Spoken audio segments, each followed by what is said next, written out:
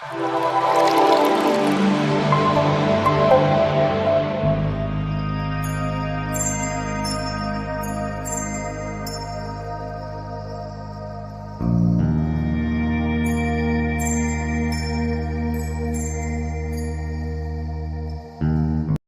morning, good afternoon, good evening from sharEvery.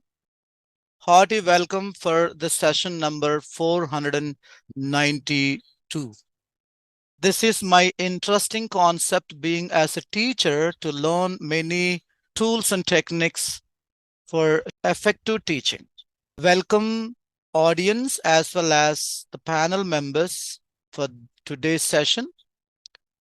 Without further ado, I would like to invite today's prime mover of the day, Coach Janaki Ram from Andhra Pradesh, India, to introduce our coach of the day, Coach Preeti Dhavle. Please join your hands to invite Coach Janaki Ram sir to introduce today's guest. Thank you, sir, and over to you. Thank you very much, sir, CEO, founder of SGF, and our today's host, Coach Sri Rambabu sir, for giving me a noble opportunity to be as a prime mover of this session. We know SGF is a global and a versatile one. So far, I need to say good morning, good afternoon, and good evening to the respective family members of sharEvery. It's my great pleasure to introduce our guest speakers today's. That's none other than Coach Preeti Dhavle, who is a renowned professional predominantly in BFSI, banking, finance, service, and insurance. She achieved many accomplishments in this field. Actually, she did her MA, Master of Arts in Economics, a prime subject. We know this subject deals about the production, distribution, consumption of goods and services, and she had an experience of 17 years in this field as BFSI professional. She is an expert in services like data handling, data maintenance, escalations, solutions for queries, and retention of the consumers and clients.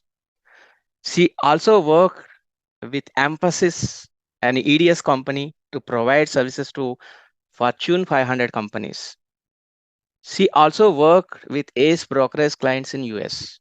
In 2007, she moved to the Mauritius and worked as a contact person for the Chess Olympiad. Now she is in Zambia from 2021.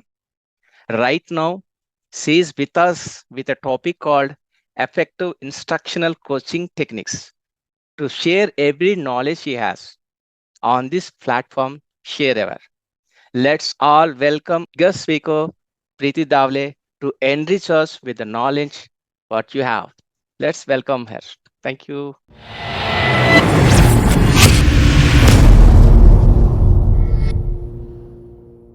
I'm really obliged and feeling so gratified by introduction, and thank you for showing me mirror of what all I have done all these years. First of all, I would like to greet you all. Good morning, good afternoon, good evening to my audience, share everyone's, my smarties if any, and welcome to my presentation today. So, first of all, let me thank you all for your precious time that you have spent with me. Thank you so much for that. Let me take a pride uh, to let you know that I am a very proud sharEverian from Zambia, and my name is Preeti Dhavle. My topic for today is effective instructional coaching. First, we'll find out what is instructional coaching and how we can make it more effective. So, a quote goes as, tell me and I forget, teach me and I remember, involve me and I learn. Benjamin Franklin. Let us understand about Benjamin Franklin. Who was Benjamin Franklin? So the man is considered to be the most brilliant American in 1700th century. Did you know he just had 2 years of formal education? Franklin became a hit writer when he was a teenager. He spent half of his life in unofficial retirement. What a luxury, right? Well, Franklin created a phonetic, like which we use now from pronunciation and all. However, I have developed my own version of his quote. And I have replaced, and it goes as, tell me and I forget, teach me and I remember, involve me and I evolve. Didn't we evolve? So we have seen in our human history that we have evolved from our cave age to the age that we are in. We have seen the radio era and AI and its most latest version as well. So today I'm going to share my thoughts on effective instructional coaching. So first let us understand what instructional coaching is. Instructional coaching involves instructional coaches to partner with teachers to help them improve teaching and learning experience so that students are more successful. Actually, it is a teamwork. It's a teamwork between coaches and teacher. Yeah, no one is teaching each other. Everyone is taking everybody's help to proceed further. Like, what do we expect in everyday's life? We are working. And for working, what are we expecting? We expect money, right? We expect currency to like deal with our day-to-day life and also see to it that how we are able to cope up. But let us understand what these children are looking for. Where are they coming to school? Where are they coming to class? What are they looking for? Have you ever thought? And I ask my audience, what are they looking for? They're looking for some knowledge. They are looking for some They are knowledge. looking for new things. Looking to learn new things. Okay, but you understand, as a teacher point of view, a good grade, a quiet classroom is what she values most. But do you know what kids are valuing most? They want to learn, and sometimes they don't even understand until they are promoted to another class. Then they reflect themselves back and they say, "Oh, this was this that is helping me to learn this." They are looking for our attention. They are looking for our acceptance. They are looking for aspiration, affirmation, and affection. Attention, in the sense, what they are looking for is if they are able to get any attention, they can get attention by getting good grades, right? By scoring well in exam, by being attentive, or they can get attention by just dropping a chair in silent classroom. That's what they are coming for. They don't understand learning. They just know that this is what is taught in the class, and learning, they don't understand learning at this age. But we are trying to, make them understand things, especially in their primary age. Secondly, they are looking for acceptance. They're looking for your acceptance. Like, if their behavior is not good, is it still acceptable? Is their presence acceptable? They are also looking for your aspiration. In this age, specifically from the age 5 to 12 or maybe 16, introduce them to different concept, various concept. Inspire them to pick up and choose for themselves. Okay? Inspire them. Give them various sports. Let them play. Let them understand. Let them understand themselves if it is interesting to them, if this is what is making them happy.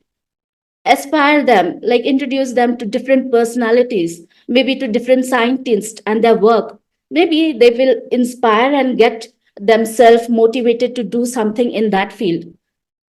So don't just close them and keep them very secure. Let them be.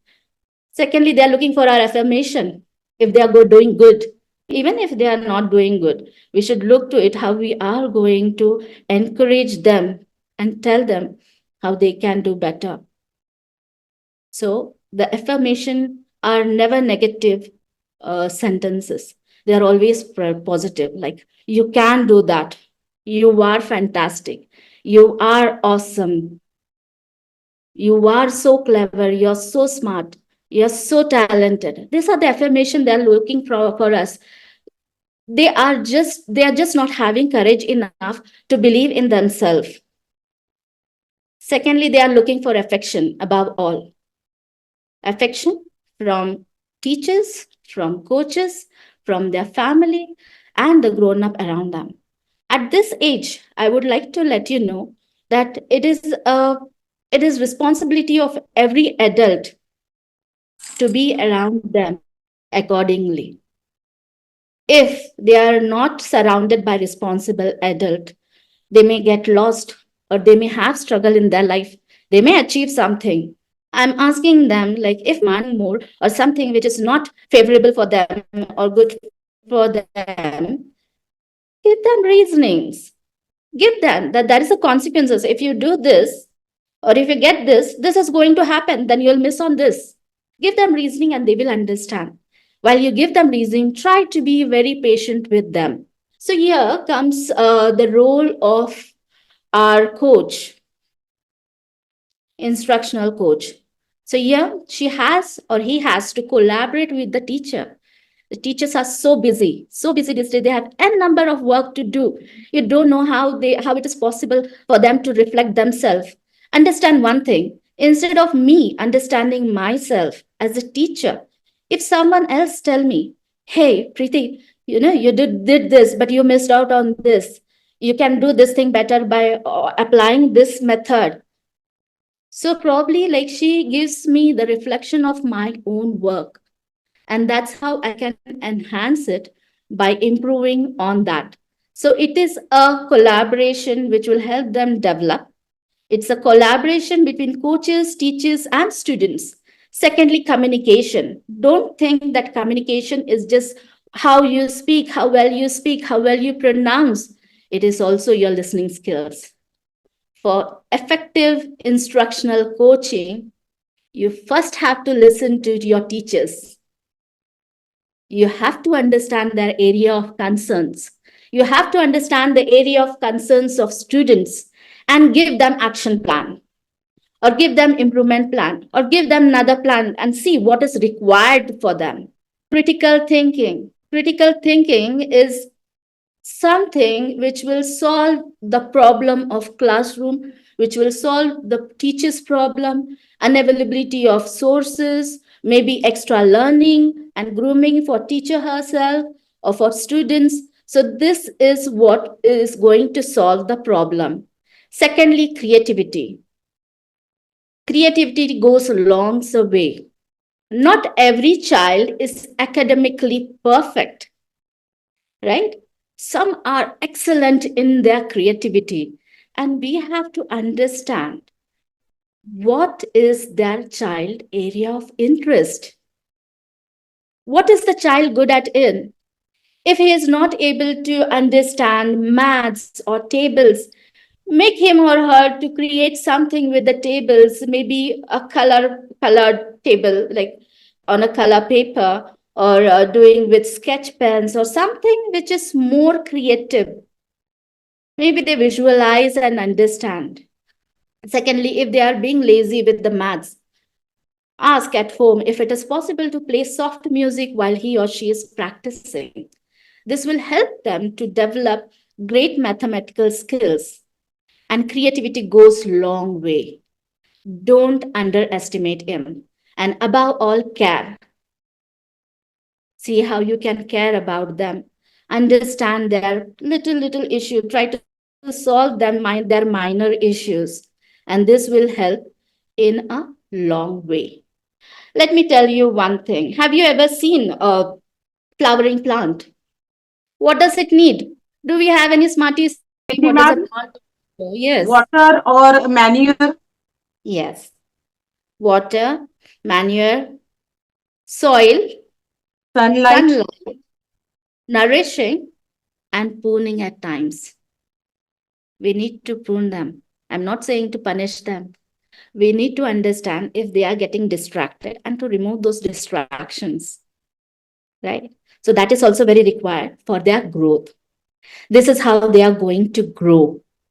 Whenever I go to any nursery, I see what kind of plant I'm going to purchase. If it is if it is a shade-loving plant, or if it out the plant that we keep outside, right? Then I understand what season it will bloom most. What are its requirement? How much water it needs? Or is it okay if I leave it alone?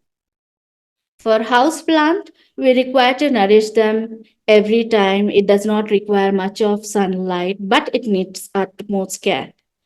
The plants which are out, they are happy in sunlight. We need to plant them, we need to water them, we need to nourish them. That is another thing. Similarly, for kids or for students, we need to understand where they are coming from. And for this, I have to discuss the seventh principle of effective learning, effective instructional coaching that we are going to discuss further. The first rule, the first principle, I would say, is start where your students are. Right? What do you understand by start where your students are? Instead of asking them to come on same page, let's go on their page.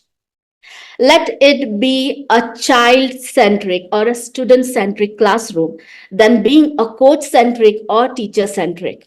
So we should understand what is that child coming from, how much he has learned, what are his skills. For example, imagine yourself on a racing track and you're with your student or with your child. I'm not saying that you have to run along with him, but definitely you have to mentally be with him or her to encourage her. Physically, you don't have to run with them. That's not what I'm saying. Let them do their work. You just guide them. See where your students are. The second principle is know where your students are going.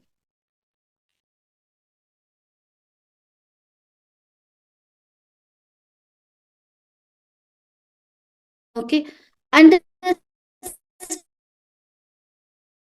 what is for them.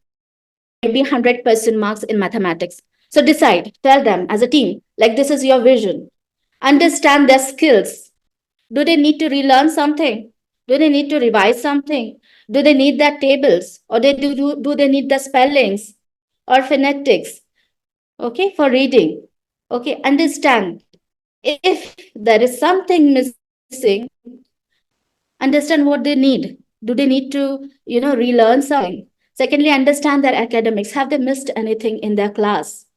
Secondly, understand their capacity. Are they able to grasp so much? Are they able to understand so much? Is it not too much for them? Understand. And each child will be different from another. And that's why we need instructional coaches around us to reflect our classroom and our environment so that we work better as a team. There are certain past traumas or past experiences due to which certain child is not able to show his or her caliber. So you have to understand those areas of concern. So the duty or the job of instructional coach is to simplify the challenges that teachers are facing by collaboration and teamwork. There should be utmost transparency within the class. Nothing should be missing. We'll go to another point, and this is the third point or third principle that we are going to discuss. Expect students to get there. What does it mean, expect students to get there? Maybe they are not showing their utmost interest in that subject or so. I'm not saying that believe in your students. I would say that believe in your efforts. Believe in yourself. Believe in yourself so much that your students has to succeed succeed in whatever subject he is in. And this reminds me of Pygmalion effect. So the Pygmalion effect goes as in if you expect something more from someone, they are expected to deliver. And vice versa, if you do not expect anything, from your student, like this effect is been notified or noticed in classroom. If you do not expect anything from them, they are not going to deliver you the favorable result. All right. It goes, the story goes about the Greek myth, and it is about one of the sculptor. And the sculptor, he made a very beautiful statue. The statue was so beautiful that he fall in love with her, and he loved her so much that she was alive. Similarly, what I'm saying, understand that you don't have to believe in your student, you have to believe in your own work, your own efforts. That yes, I'm putting those efforts so much, and it is very natural for certain kid or teachers or students to excel in their subject. Another principle is support them long way. What does this mean? Support them long way. Whenever we deliver a lecture in class or a subject, or let's see for an example, spelling mistakes or silly mistakes which kids do, grammar mistake or maybe mathematical mistake. These mistakes are quite common. We as a teacher, as a coach, we know they are going to tend to make those mistakes. So why can't we educate them? The child, these are the areas of concern, and here most of the time you're going to make the mistake. Let them not make those mistakes. Let them be aware about what they are going to do. Try and focus them how mindful they can be. Okay, so we eliminate the mistake, and obviously when we eliminate the mistake, we educate them that this is going to happen. They are not going to do. They have that much of knowledge. Whenever there is a failure or a certain area of concern, it's not just students who should get feedback. And secondly, I would say everyone should be very open with the feedback. The feedbacks are for us to reflect on us and understand where we are going in our lives. If anyone is criticizing you, just don't take it personally. See if it is correct. If it is correct, work on it. Simple as that. It is as simple as that. So whenever there is a feedback by coaches, take those feedback very positively. Okay, the feedback will go for teacher and for the students, and they should collaborate together and work together so that they get the favorable result. Sixth point, very important in our education system: quality versus quantity. Right? Focus on quality. Don't let them do ample of worksheets, ample of reading, or ample of writing, like write your answers 5 times a day, or do 10 sums of this method, right? Let them do just 2 sums, or let them read just 2 pages, but let them read it very mindfully. Let them read it very mindfully. Like let them use their time in more productive way rather than wasting their time. Okay, so focus on quality versus quantity. Yes, sometimes kids need to work more for them to learn, but but let me assure you that once they are in right frame of mind and they do on certain topic, they don't have to study for 3 hours, 4 hours, and so on. Right? So this is how we have to build the capacity, understand the child psychology or human behavior. The last and the seventh principle is, are your vision and mission aligned? What was your vision? To get 100% in maths, or to get A in your readings, right? And your mission. Is it aligned? Are they devaluing any of your values? Is it disturbing, or is it giving unfavorable result to any of the students? If not, it is not going to work. Don't go for it. Okay.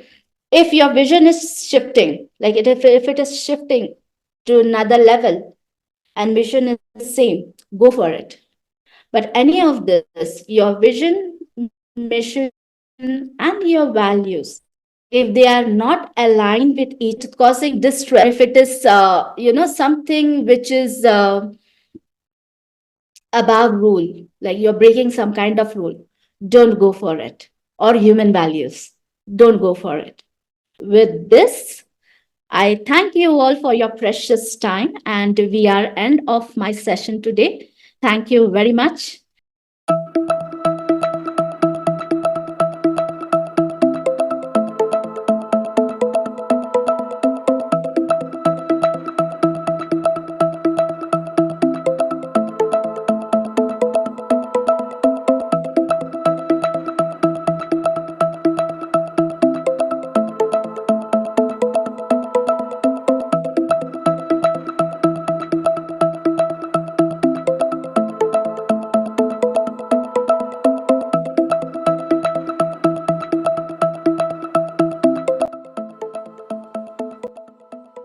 Thank you so much, Preeti ma'am. You have done a fantastic job. What we want to follow, and you have given some tools and techniques too. Now, I would like to request our reviewer of the day to sum up on the message. He is Coach Joyful Jagadi sir from Bangalore, India. Please give a big round of applause to invite Coach Joyful Jagadi sir. Over to you. A wonderful speech given by Madam Preeti Davle. Wonderful topic, I would say, in my opinion, because instructional coaching techniques, this is very much required since I see a lot of teachers are part of this. It's good that as a teacher, we need to understand our students so that we can make a difference. And what I liked in her speech is the confidence, what she had on the topic. And since we have audience from across the globe, the accent was very, very good. And wonderful slides, taken a lot of time for preparing. And also, what I really like is before we could start, she said she's taking a support from her daughter, which means we are open to saying that, yes, I'm also learning every day. The moment we say that we know everything, which means it's been a stop. We are all learners, including each one of us. That's why we meet week after week. A wonderful job done. So three things which I liked about your speech is that TIME, that is teach, inspire, motivate, and empower. A wonderful way to remember what you want to teach, what you want to inspire, motivate, and empower. To remember, just remember time. And she talked about 5 A's: attention, acceptance, aspiration, affirmation, affection. Then she said, if you want to achieve this 5, you should have 6 C's. Then she concluded with 7 principles: 5, 6, 7. If you want to remember a speech, remember time, then remember 5, 6, 7. Now you know what Preeti Madam spoke. A wonderful speech given by you, Madam. If you want me to give 2 suggestions, in my opinion, is if I was a speaker, what I have done is I would have given this feedback in the last. If you want to remember in the speech, remember TIME 5, 6, 7. You remember my speech. So what happens by then is your speech will be there with the audience mind for a longer time. That's one opinion. And 2 is, as a speaker, it's our duty to know our audience. All right. So today, I'm sure we really welcome you. It's an advanced speech. So we don't, Smarties may come or not come. So maybe you should just check with the organizer, is the Smarties available? Or else what you should do is, all this are required for our Smarties. I know we all have Smarties at home. Will you take this to our Smarties? That would have been fantastic. Having said that, what I'm taking home from your speech is that time 567. A wonderful speech done by you. I thoroughly enjoyed. I'm sure each and everyone enjoyed this wonderful speech. Over to the host. Thank you so much, sir, for your nice sum up.